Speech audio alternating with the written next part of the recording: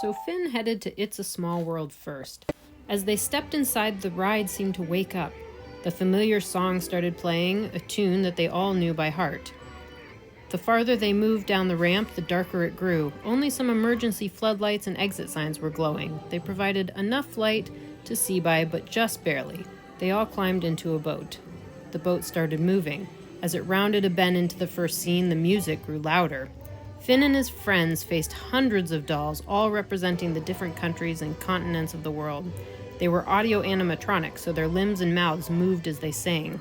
The low light cast eerie shadows. An open arch up ahead led into the next scene.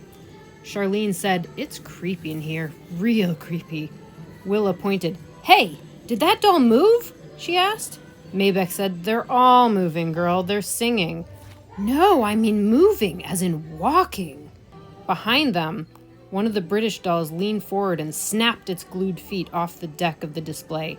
It took a long stride forward. 4 others did the same, 2 from France, 2 from Switzerland, their mouths moving along with the song lyrics as their feet broke free.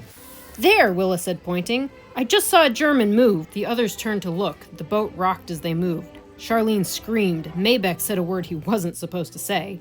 Philby plunged his hand into the dark water and shouted, "Paddle!" Behind them, several dozen dolls had broken loose from the scene and were marching toward the water, toward the boat.